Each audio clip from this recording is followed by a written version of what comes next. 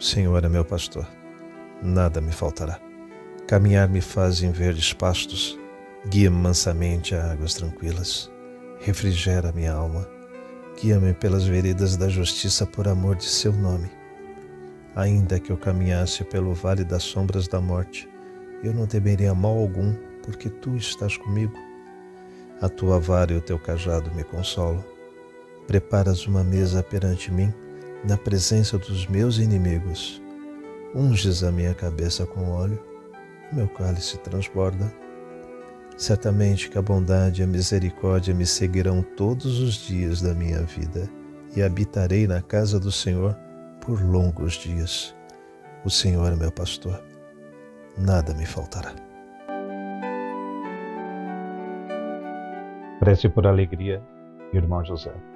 Mestre, conceda-nos a bênção da alegria, que a tristeza não nos domine o espírito, para que possamos sorrir sempre, cultivando o otimismo e a esperança. Não nos deixes entregues à depressão. Toma posse do nosso coração e opera, por nosso intermédio, os teus prodígios. Faze de nós o que quiseres e dispõe de nossas vidas conforme te aprouver.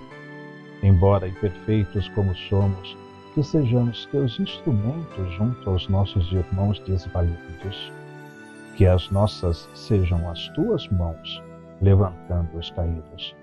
Que a nossa palavra seja o eco da tua, encorajando aqueles que sofrem. Que onde estivermos, sejamos contigo, os mensageiros da tua alegria. Amém. Pai nosso que estais nos céus, santificado seja o vosso nome. Venha a nós o vosso reino, seja feita na vossa vontade, assim na terra como no céu.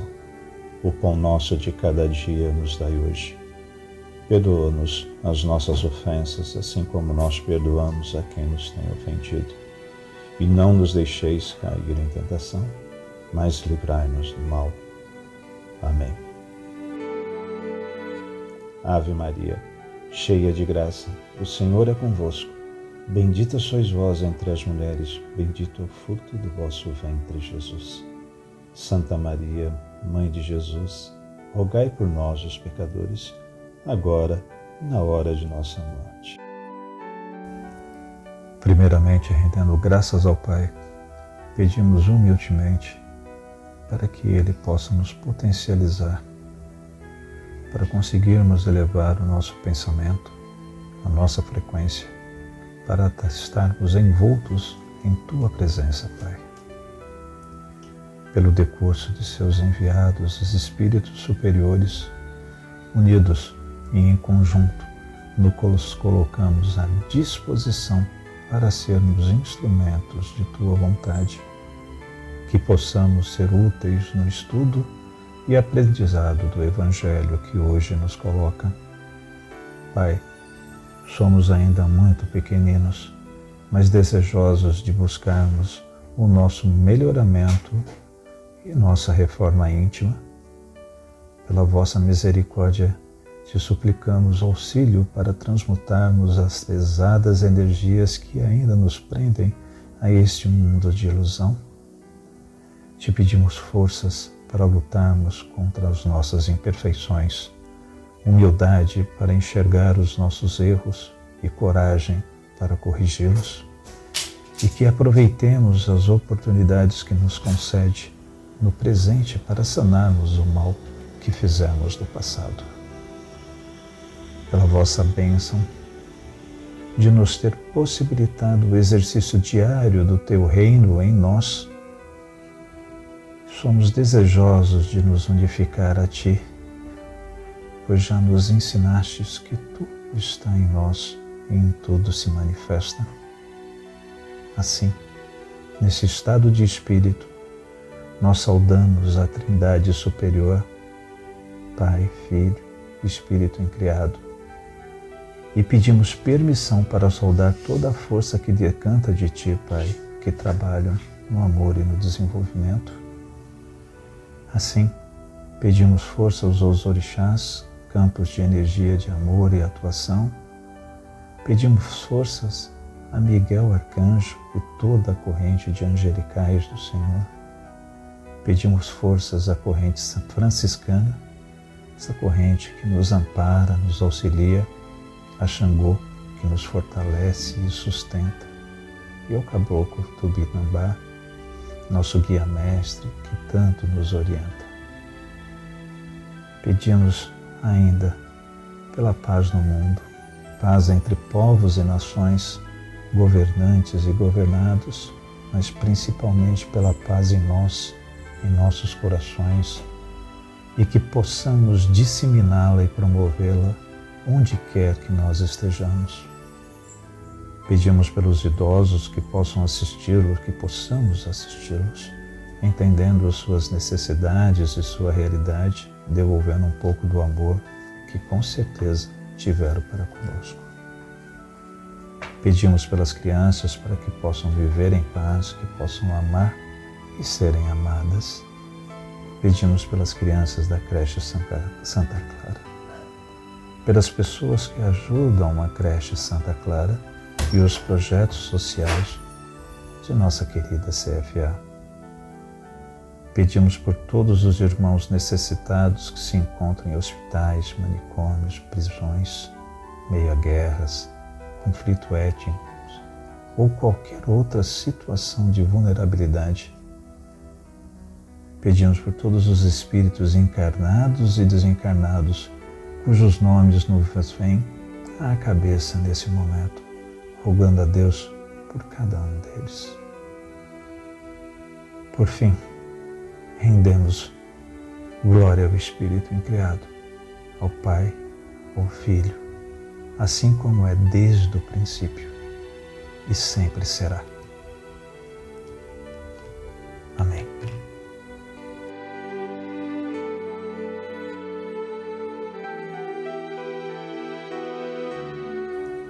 Da sabedoria do Evangelho de Carlos Torres Pastorino, a ressurreição.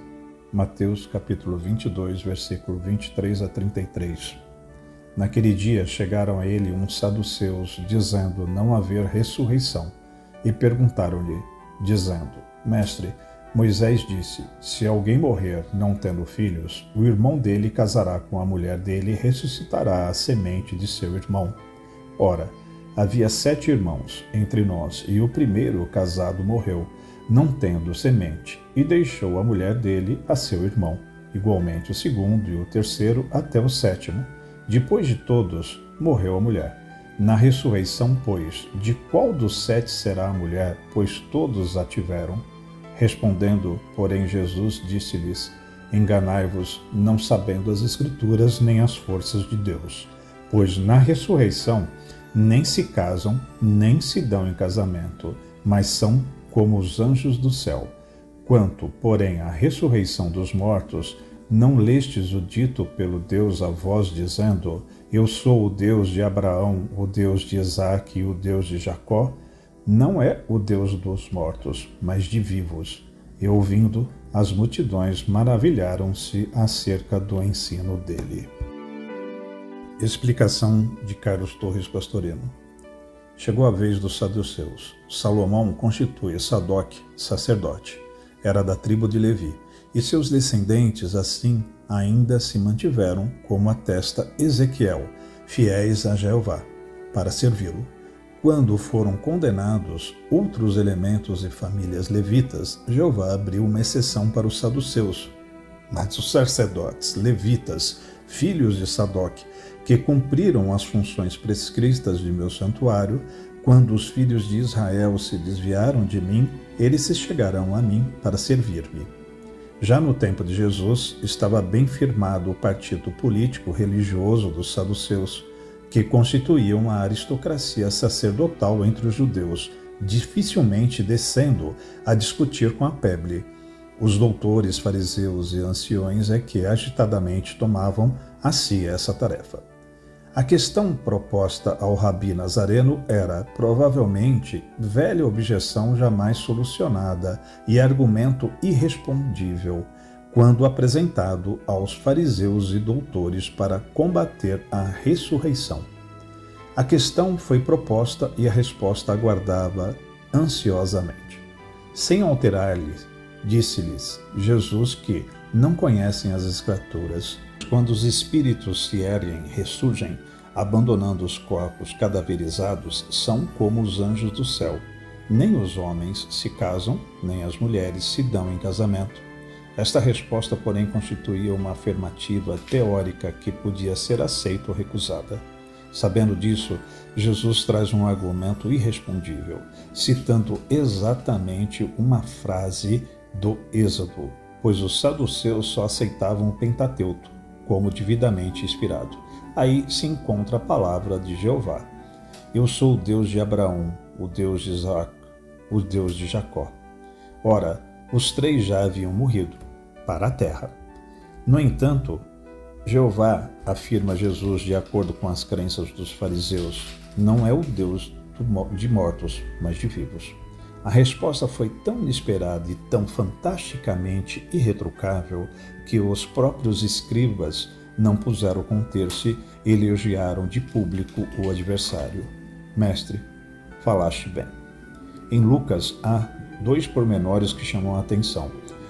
Os filhos deste Eon casam-se, mas os dignos de participar daquele Eon e da ressurreição dos mortos, não, pois nem mais podem morrer, sendo quais anjos, filhos de Deus, já que são filhos da ressurreição. O outro não é Deus de mortos, mas de vivos, pois para ele todos vivem. Aprendamos primeiramente a lição que nos é dada a respeito do reerguimento do espírito após abandonar a terra do seu corpo imprestável na chamada ressurreição dos mortos. Notem-se, de passagem, que jamais fala o Novo Testamento em ressurreição da carne, invenção muito posterior. Só fala em ressurreição dos mortos, valendo esse dos como ponto de partida. A distinção é feita com a palavra eon, opondo-se este eon ao que vem após aquele eon. Dois estágios da mesma vida contínua, eterna, indestrutível. Neste eon, mergulhados na matéria, há necessidade do uso de uniões sexuais para que se propague a humanidade, evitando o desaparecimento da espécie humana, imperativo biológico imposto pela natureza a todos os seres. No entanto, alguns são dignos de participar daquele eon e da ressurreição dos mortos. Se só alguns são dignos, isso quer dizer que nem todos o são, e por isso nem todos ressurgem. Como seria isso? Sabemos que a grande massa de catalogados como pertencentes à espécie hominal, na realidade ainda não atingiu plenamente esse estágio, pois se acha pouco acima da escala animal não racionalizada. São seres recém-saídos do reino animal, que ainda não têm espírito, isto é, que ainda não tomaram consciência de serem espíritos, mas se julgam somente o corpo. Esses, quando perdem esse corpo e o largam no chão da terra, permanecem adormecidos, como os bichos, com vaga percepção de que existem, mas incapazes de pensar. Apenas sentem sensações do que é do plano etéreo e emoções que é do plano astral. O intelecto não está ainda firmado independentemente. Por isso vão e voltam de seguida, automaticamente, para reaver outro corpo, para o qual se sentem irresistivelmente atraídos. Isto ocorre com os animais já individualizados e com os seres humanos ainda animalizados, que constitui a imensa maioria da massa terrestre. Ainda não são dignos, por incapacidade intelectiva, de verdadeiramente ressurgir, ou seja, de, fora da matéria, poderem levar vida independente, livre e consciente. Não se trata, pois, somente de dignidade moral, mas de capacidade evolutiva. Ninguém pode ser digno de receber alguma coisa que não entenda. Desta forma, não chegam a viver no plano astral, apenas vegetam, aguardando novo e inevitável mergulho na matéria densa. E não vivem, mas continuam mortos. Então, não ressurgiram dos mortos, incapacidade por atraso, por involução. Não são dignos por não terem aquele mínimo grau de evolução necessária. Aqueles, todavia, que já alcançaram um grau evolutivo que os faça perceber seu novo estado de mundo astral, aqueles que despertam fora do corpo, conscientes de si e, portanto, vivem naquele éon, esses são dignos de ressuscitar. Afastam-se de fato de seus cadáveres que debaixo da terra apodrecem, erguem-se realmente do meio de outros mortos e penetram a vida espiritual, semelhante à dos mensageiros divinos. Sabem que são filhos de Deus, sabem que são homens ressuscitados, sabem que jamais morrerão, estão vendo que não existe a morte, sabem que não há necessidade para eles, neste novo estado, de uniões sexuais e que todo amor é sentimento, mais que emoção. E sabem que o amor é a chave da vida. Preparam-se então para futuros encontros no planeta denso para recomeçarem suas experiências de aprendizado ou de resgate. Prossigamos em nosso raciocínio, então, enquanto lá vivem, todos se sentem irmãos, amando-se profunda e sinceramente e fraternalmente, sem exclusivismos nem ciúmes. Que importa se a mulher pertenceu corporativamente ao Sete? Não é mais de nenhum, pois aquele corpo que foi possuído não mais existe. Filha da ressurreição imortalizada no amor universal, semelhante aos angélicos mensageiros do plano astral. Compreende que a união de corpos é totalmente superada quando se perdem estes corpos. O mestre, entretanto, reforça sua lição, pois é preciso fixar categoricamente o princípio irrecusável da vida após a morte. E o texto trazido para comprová-lo jamais fora utilizado pelos rabinos com interpretação espiritual, mas é taxativo. Quando Moisés, no Sinai, ouve a voz de seu espírito guia, Jeová, naquela época o espírito guia era chamado Deus. Ele deseja saber de quem se trata. E Jeová, sem zangar-se, identifica-se como sendo o mesmo espírito guia de teu pai, Amram, de Abraão, de Isaque e de Jacó. Não diz, fui o Deus de, mas diz, sou o Deus de. A diferença é sutil, mas filosoficamente importante. Jeová continua sendo o espírito guia ou Deus de Aram, de Abraão, de Isaque e de Jacó. Então, eles continuam vivos. Quem se daria ao trabalho de querer criar algo que deixou de existir, que morreu? Há que penetrar, portanto, o significado do texto tal como chegou até nós. E sem a menor dúvida, para Deus, que é a vida substante a todas as coisas e a todos os seres, tudo o que existe partilha de sua vida e, logicamente, vive. A morte seria o aniquilamento, isto é, a não existência, o nada. E sendo Deus tudo, o nada não pode coexistir onde tudo impera. Teríamos que imaginar buracos vazios no todo. Então, o ensino é perfeito. Para Deus, todos vivem. Não importa se revestido de matéria pesada ou dela libertos em planos superiores de vibração. Este é o sentido real da frase. Mas esse mesmo sentido real é consentâneo com o ensino que se oculta nessa ideia. Todos vivem em Deus. Se Deus é a substância última de tudo o que existe, pois só Ele é, concluímos licitamente que tudo existe nele. Terminada a exposição, procuremos penetrar sentindo a sublimidade do ensino, que deve ser sempre repetido para não correr o risco de ser esquecido, para que aprofundemos dia a dia o alcance ilimitado de sua expressão. Aprendemos que nossa vida que se manifesta de fora é a exteriorização da vida interna, que constitui simplesmente a expressão do Deus imanente em nós. Anotemos entre mentes que não somos privilegiados, nós os humanos. Se a vida é comparada pelo movimento intrínseco, tudo o que vive se move por força intrínseca à força divina.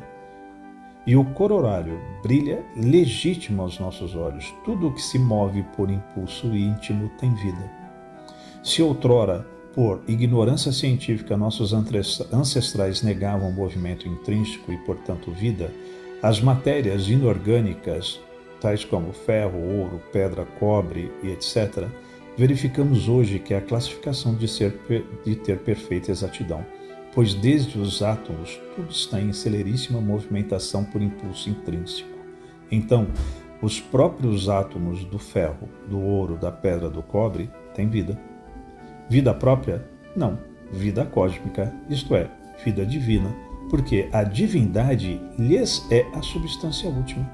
Mas também os seres orgânicos, animais e homens, inclusive, não possuem vida própria, pois todos vivem neles, todos usufruem a manifestação da vida de Deus. Essa vida é a divindade, o Espírito Santo, que se manifesta em som, palavra, verbo, logos, isto é, em verdade, o qual, por sua vez, se manifesta em movimento intrínseco que cria e sustenta tudo, ao qual denominamos o Cristo cósmico. E é o movimento permeado ou ungido pelo Cristo, pela vida verdadeira. Isto não é criação nossa. O próprio Cristo, manifestado em Jesus, o ensinou quando disse: Eu, o Cristo, sou o caminho da verdade, ou seja, da palavra, ou logos, e da vida, ou seja, do Espírito, conforme está em João, capítulo 14, versículo 6. É assim que, iluminada pela luz, a humanidade pode entrever a grande realidade e descobrir o rumo, estabelecer a rota, demarcar o roteiro e seguir adiante, até atingir a meta. Luzes ofuscantes que nos apresenta a beleza divina. Irmãos, no estudo de hoje, nós temos a oportunidade de falarmos a respeito da ressurreição dos mortos, ou seja, do reerguimento do espírito após abandonar a terra, ou ainda do despertamento do espírito imediatamente após a morte do seu corpo carnal. E vimos que quando isso acontece, para um indivíduo já consciente ou parcialmente consciente da sua condição espiritual, ou que entenda minimamente que a vida espiritual é eterna porque somos filhos de Deus, ele desperta no mundo espiritual e se desapega daquele corpo que o serviu durante a sua passagem na matéria. Entende que as relações naturais vividas por ele quando na matéria têm importância naquele plano terreno. Portanto, para a sua vida espiritual, o que tem valia é a experiência vivida que transcende em muito qualquer tipo de relação natural. Deixando mais claro no exemplo, pouco importa que tal pessoa tenha vivido ou tenha tido relações sexuais com outra ou outras pessoas. Quando estivermos vivendo no plano espiritual, viveremos como irmãos e unidos pelo amor puro. Ainda no texto, ele nos conclama a penetrar um pouco mais fundo no ensinamento e vemos uma afirmação sublime. Para Deus, todos vivem. Isto reafirma a condição que Deus em tudo se manifesta. Assim sendo, se nós estamos vivos para Deus e Ele é a substância última de tudo e Deus é Deus de vivos, vivemos porque estamos em Deus. E assim será sempre. No texto, também foi dada uma outra explicação magnífica, aliás, que nos faz pensar bastante, que hoje, pelo atual desenvolvimento de nossa ciência, podemos afirmar que o que antes admitimos como algo inanimado, como por exemplo um pedaço de ferro, ao observarmos a sua estrutura molecular, vemos que os átomos que o compõem estão em movimento e interagem com os outros que estão ao seu redor. Imagine com o avanço da ciência e do nosso entendimento espiritual em quantos entendimentos e elucidações a respeito de Deus chegaremos. Nesse exemplo específico, nós estamos falando que um pedaço de ferro, não no sentido de vida corpórea, mas sim em relação a uma questão de vida, de desenvolvimento de plano espiritual para o universo, é vivo. Então, temos tantas coisas ainda a prosseguir, temos tantas coisas a descobrir e que temos que ter no nosso dia a dia o hábito, né, de nos exercitarmos, o hábito de nos questionarmos, o hábito de aprendermos, de lermos e de exteriorizarmos os nossos pensamentos à busca de Deus vivo que habita em nós. Graças a Deus. Senhor, fazei-me instrumento de vossa paz. Onde houver ódio, que eu leve o amor. Onde houver ofensa, que eu leve o perdão. Onde houver discórdia, que eu leve a união. Onde houver dúvida, que eu leve a fé. Onde houver erro, que eu leve a verdade. Onde houver desespero, que eu leve a esperança. Onde houver tristeza, que eu leve a alegria. Onde houver trevas, que eu leve a luz. Ó Mestre, fazei com que eu procure mais consolar que ser consolado, compreender que ser compreendido, amar que ser amado, pois é dando que se recebe, é perdoando que se é perdoado, e é morrendo que se vive para a vida eterna. Graças a Deus.